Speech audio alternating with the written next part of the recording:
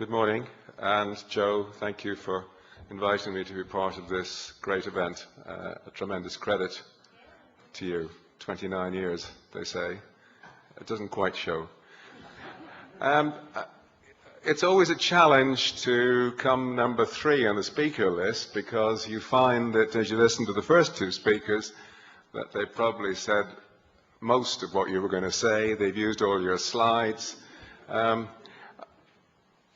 I think listening to them, I was in total agreement with most of what both Padraig and Paul said. But what struck me was that it sounded rather as though they were looking at a wide range of alternative ways of meeting Ireland's energy needs in the future, and they were doing this in a fairly leisurely way. They were choosing what they thought was best, and what they thought was best was sustainable energy, so they were moving in that direction. The message I have for you is that we haven't really got any choice. In fact, we haven't got any choice at all.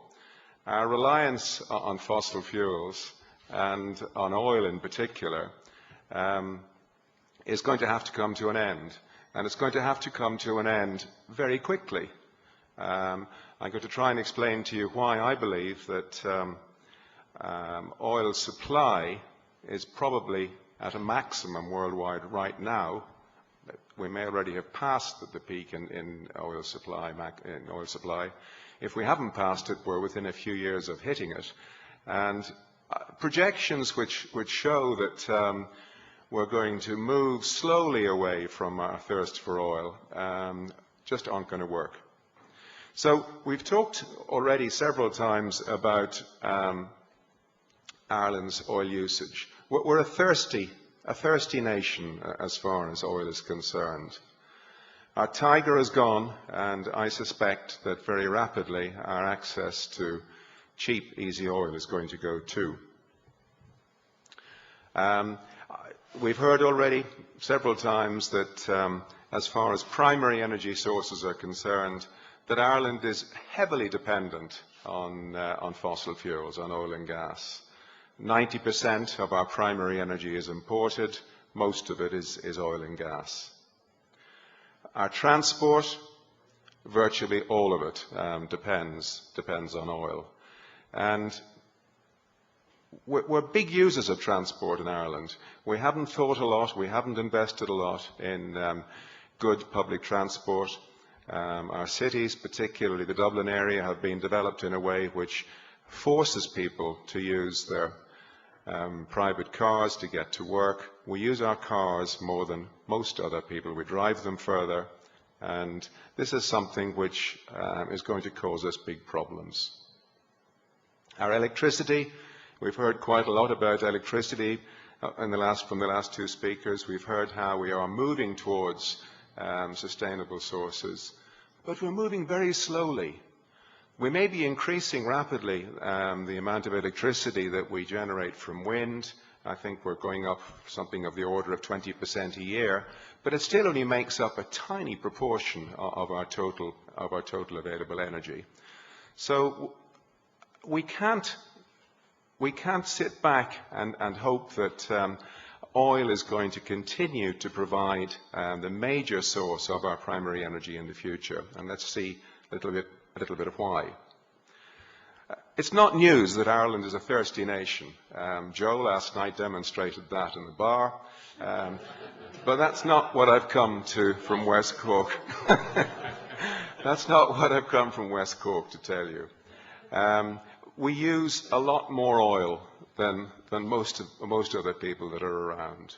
Not as much as the US. This graph here shows consumption, rather strange numbers, US gallons per head per day.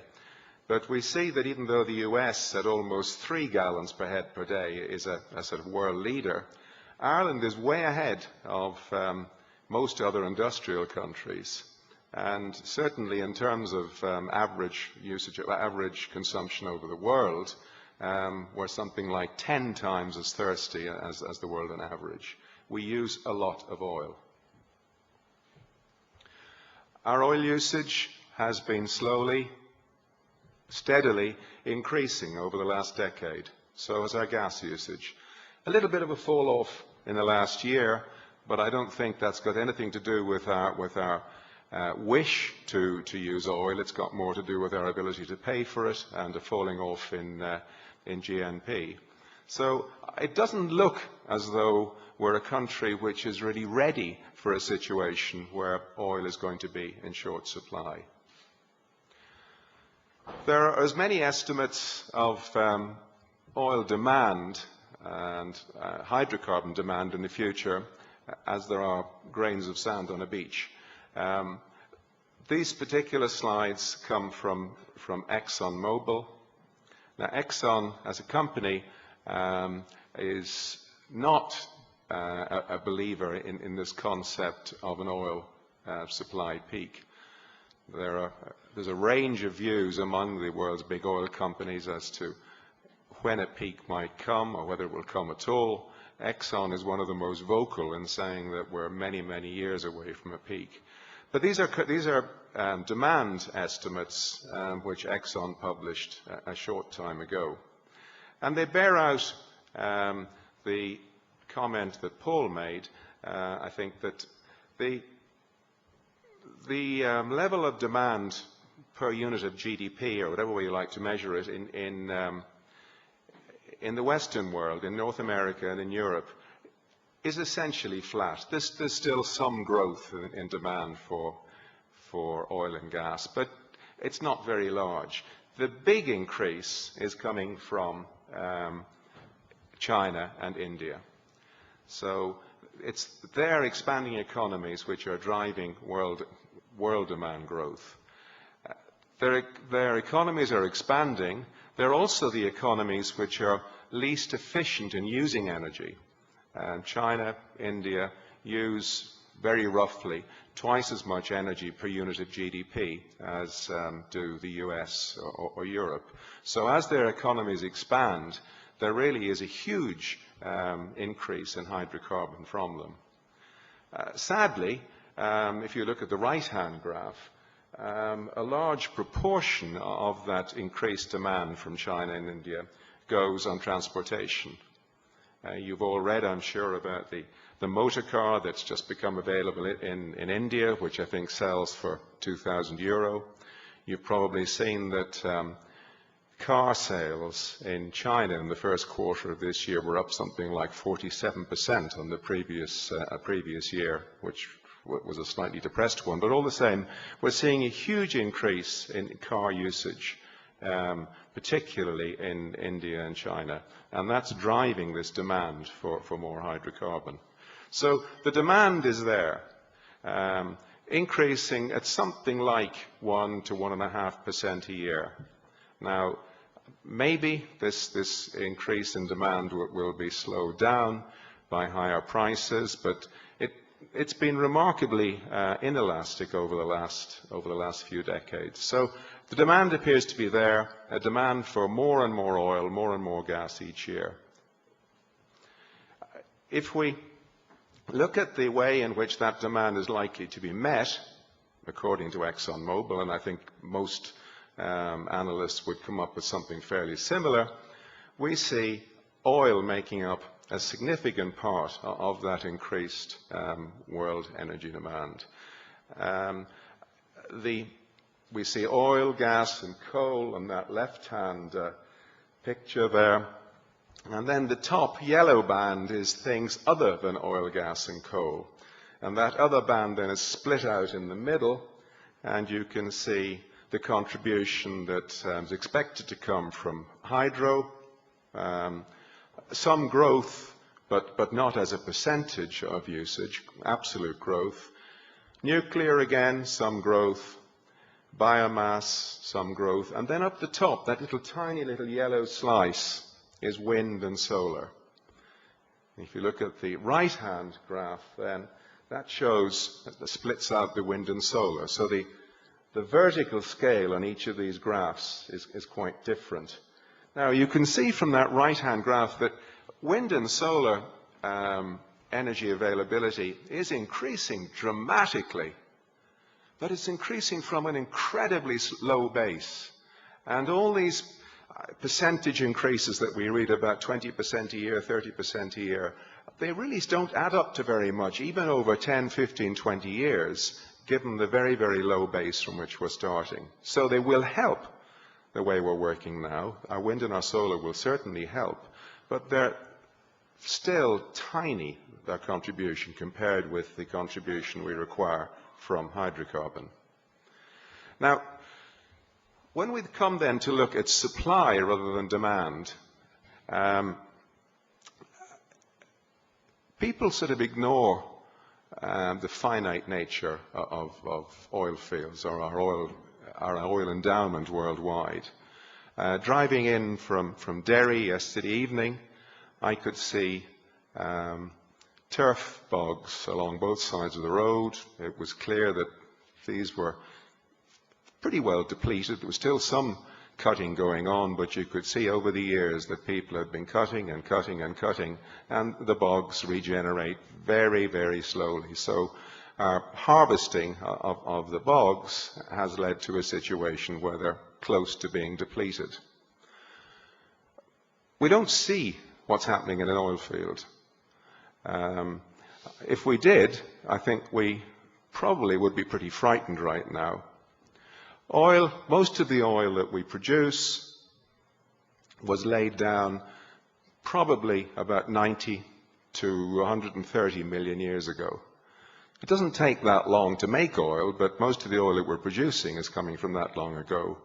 Oil forms very, very slowly, perhaps over a period of 100,000 years or more. So there's no way that the world's reserve, the world's endowment of oil, is going to increase so that we can keep on farming it. There's a finite amount there, and when it's gone, it's gone. Now, if we look at the oil-producing countries around the world, we find that in most producing countries, we've got to the stage where oil fields have passed the point at which we can maintain their production rates. As an oil field is produced, oil is withdrawn from it, the pressure in that field falls, water moves in to replace the oil that's come out of the ground. When roughly 50 to 55% of the reserves in a field have been produced, we find the production rate the field can support declines. So even though there's lots of oil left there to be produced, it will only come out of the ground at a lower and lower rate. And once a field goes into decline, once we pass this point where its original production rate can't be maintained, the production rate that we can achieve falls off very quickly. It can be as high as 15 to 18%. We can, in the short term, we can make investments in the field which may reduce that decline rate, but they won't last. This change in decline rate won't last very long and will be followed by a period of even faster decline. Again, around the world, we're finding that our ability to find new oil is disappearing. I'll show you some data in a few moments, but the oil discovery rate around the world has been falling since about 1970. So we can't rely, it seems, on new discoveries to replace the declining oil fields. And neither, it seems, can we rely on new technology. The fields that we're producing are becoming more and more complicated geologically. They're in deeper water, they're deeper under the ground. The new technology that we acquire is just about able to deal with the new problems that we're meeting. So neither new discoveries nor new technology seem likely to give us the possibility of extending or increasing our existing supply. And finally, just on this slide, the economic events of the last 12 to 18 months have been disastrous as far as the development of new field capacity is concerned.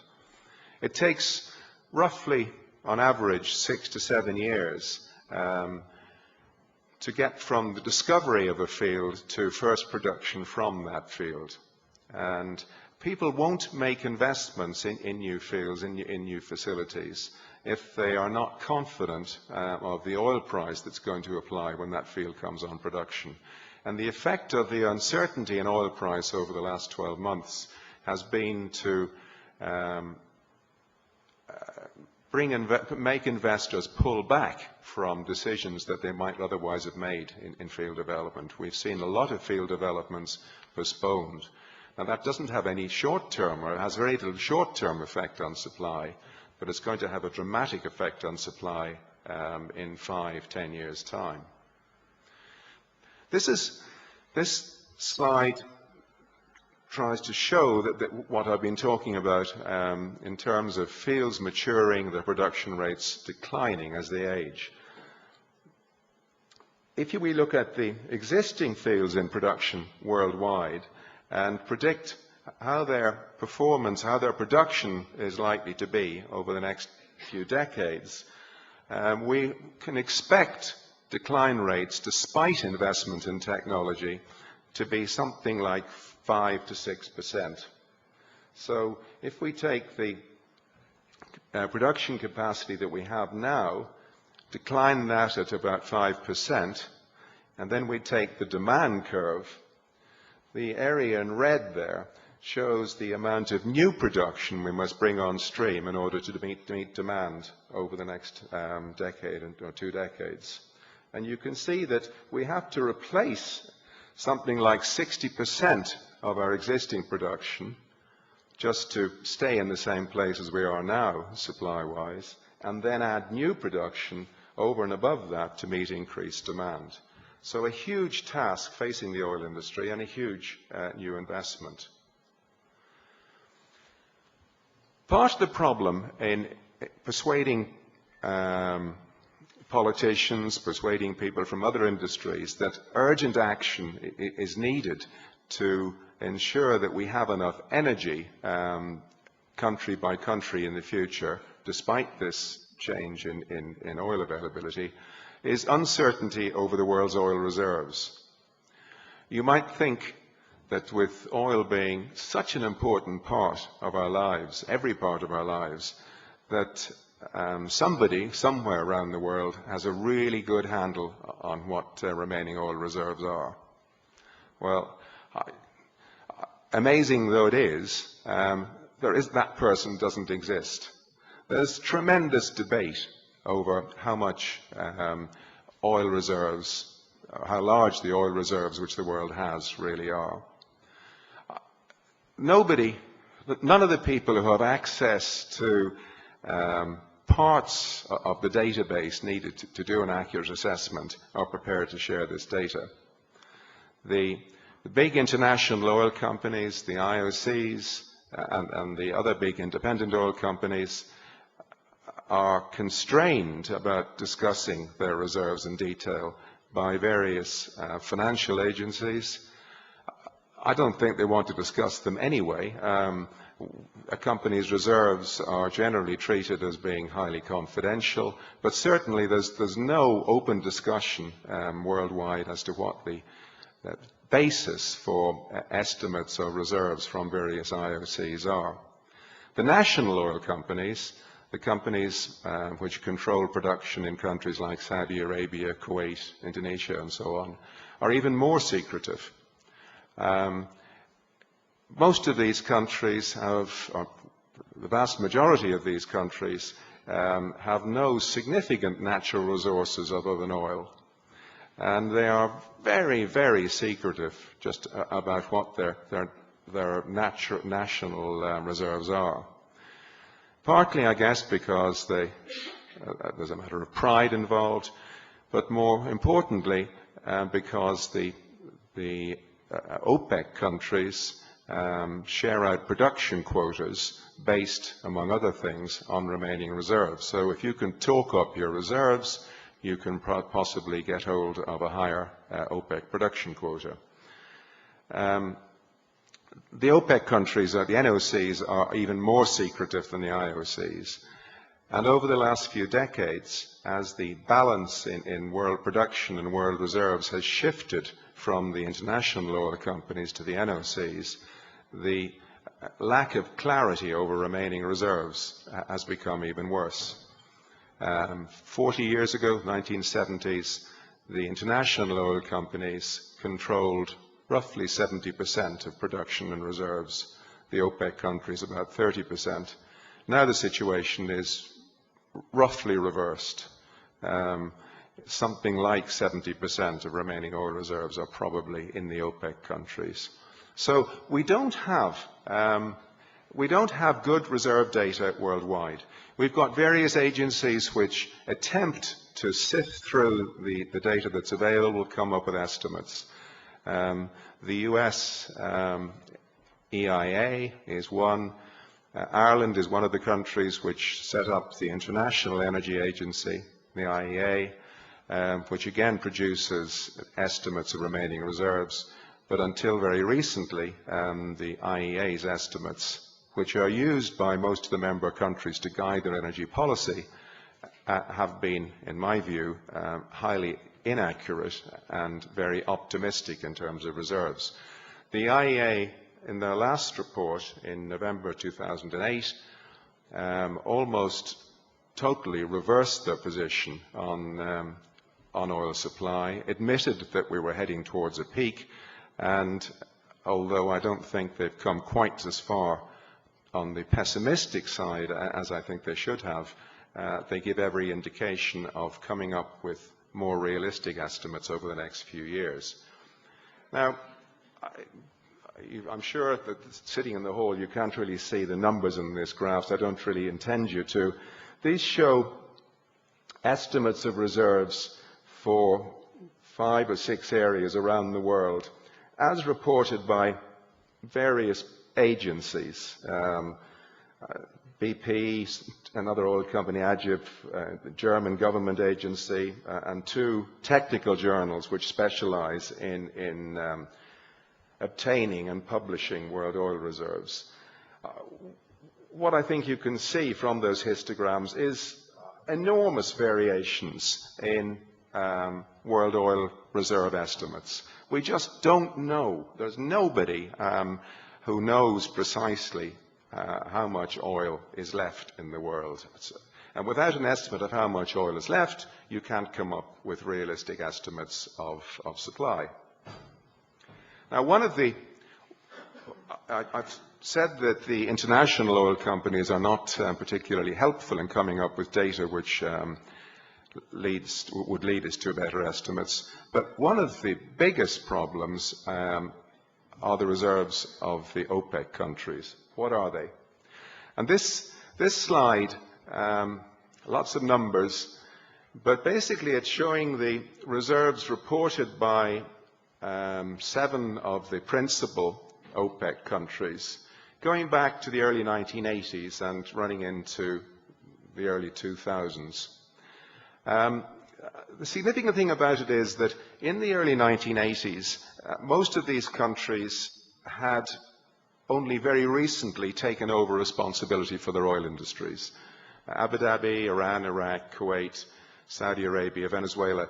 Well, Venezuela had nationalized its industry quite a long time before, but the others, the big IOCs, Exxon, BP, Shell, had essentially run the industry in Abu Dhabi, Iran, Iraq, Kuwait, until the early to late 1970s. So there are lots of people around in the IOCs who had worked on reserve calculations in these countries and who could vouch for the reasonableness of the reserve estimates shown for 1980, 81, 82, 83.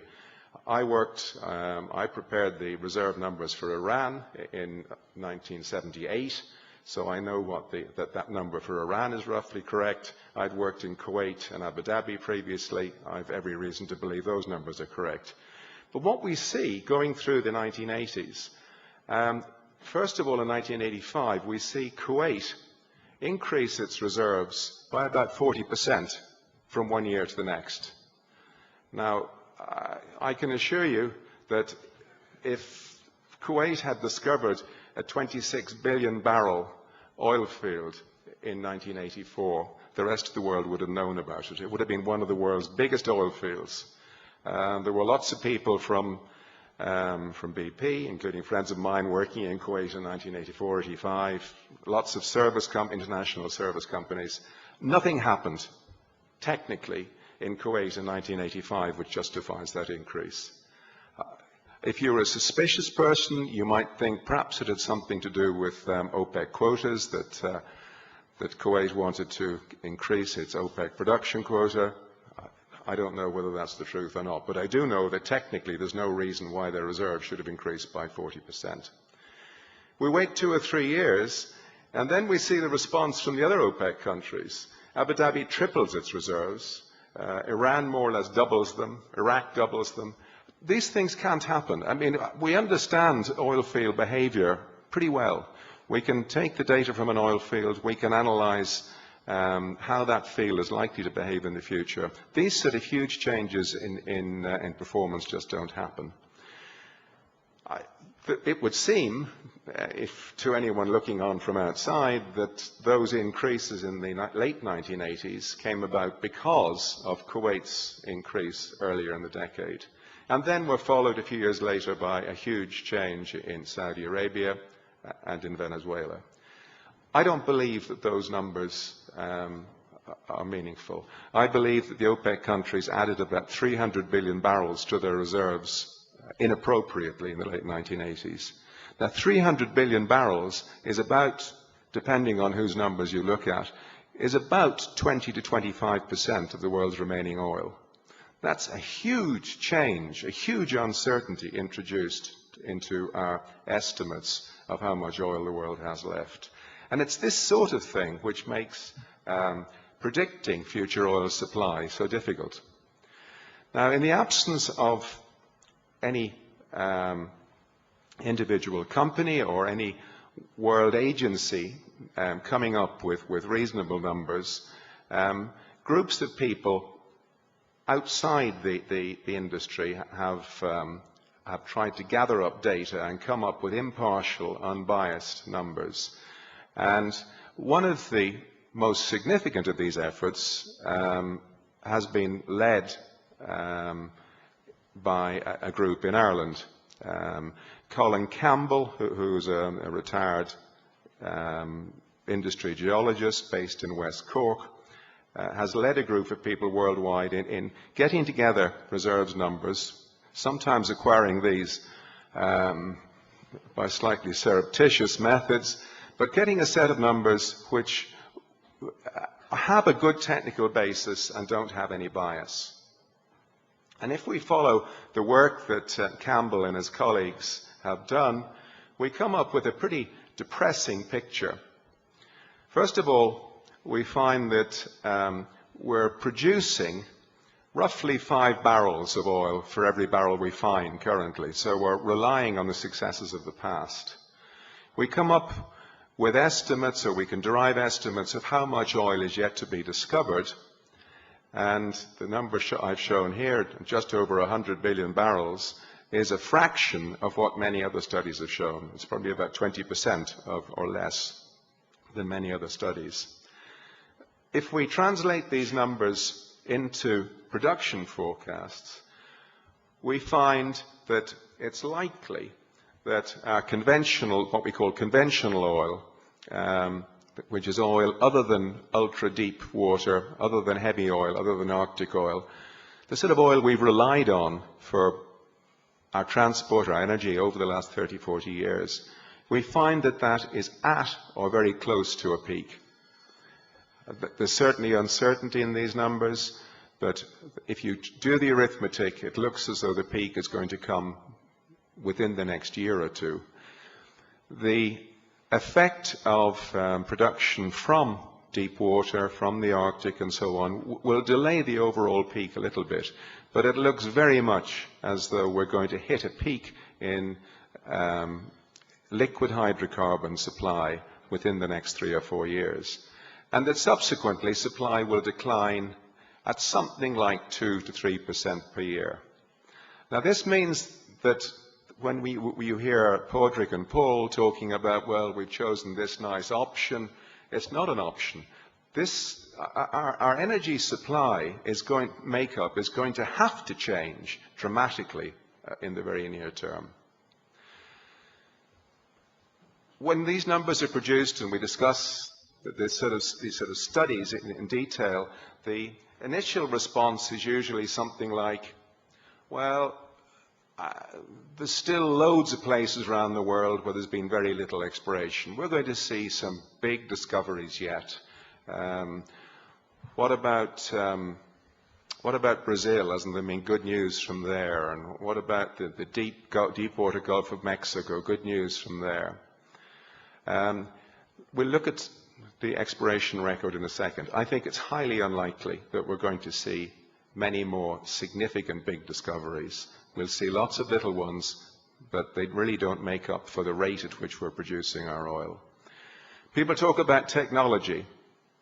When we look at how technology has affected the performance of existing fields, and we look at the increasing complexity of our new fields, it's hard to be very optimistic about the effect that technology is going to have.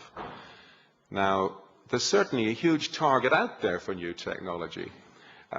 On average, and there's a huge variation, but on average, we recover roughly 40% of the oil in an oil field. So when we abandon a field because it's no longer economic to produce, 60% or more of the oil that was originally in place is still there. So that's a huge target for new technology, other ways in which we can get more of the oil out of an oil field. But the record suggests that as fields get more complex, as we find more of these smaller, deeper fields, our recovery efficiency may not grow very much. Unconventional sources, getting oil from oil sands, extracting oil from oil shale, coal to liquid technology, gas to liquid technology, all of these things will undoubtedly work sometime, but they're not going to work in the sort of time frame that's going to make any difference to the peak I'm talking about, nor to the decline rate in supply immediately after that peak has been reached. Many of these technologies, I'm sure, will give us significant supplies in 30, 40, 50 years' time, but not sooner than that economically. This CCS, this carbon capture and storage, if we could make CCS work economically, then that might bring about some of these technologies contributing significantly a little bit earlier.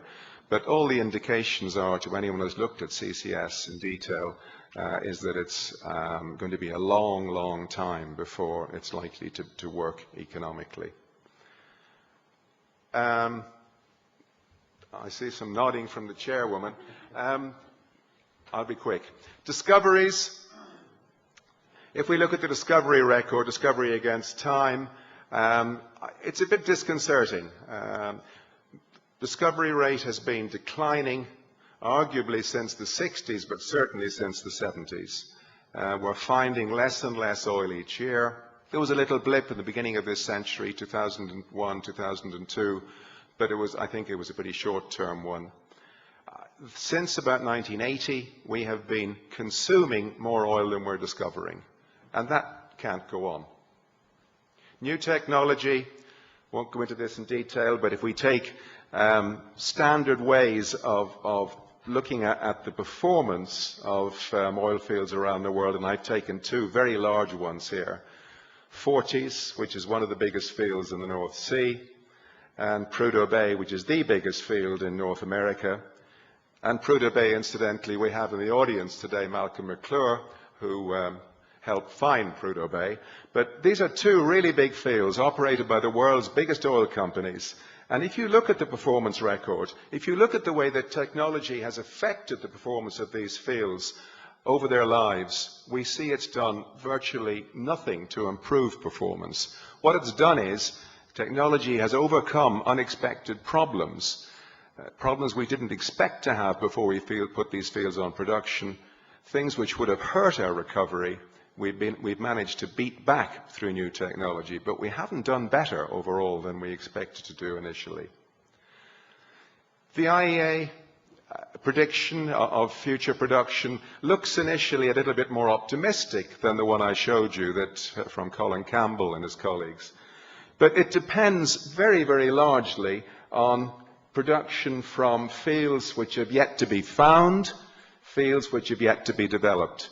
If we take a pessimistic view on the discovery and development program over the next decade or so, then this IEA picture comes out looking very similar to the one that Campbell and his colleagues came up with. Oil price chain cuts and the recent credit crisis is delaying development of fields. It's likely to bring forward the peak. It may mean that post-peak decline is a little bit slower than it would have been, but essentially what's happened in the financial world over the last few years has hurt our future supplies. The energy gap, can we fill it? Lots of possibilities around unconventional fossils, coal with this carbon dioxide capture. Natural gas, again, we're not that far away from a peak natural gas in natural gas production. A few decades, but gas is only a short-term filler of our supply curve. Nuclear, wind, all of these things are going to deliver. Are they going to deliver in time? Final slide. This is the SEI's estimate of future demand for Ireland going out to 2020 and showing how they expect it to be met. The blue section of the slide is the oil supply they expect to see. It shows a small increase, annual increase, over this prediction period. I suggest to you that given what we know about world oil supplies, that Ireland is unlikely to have access to that volume of oil. So I think we have a very short-term problem coming at us, and one which really we're still not fully recognizing. Thank you.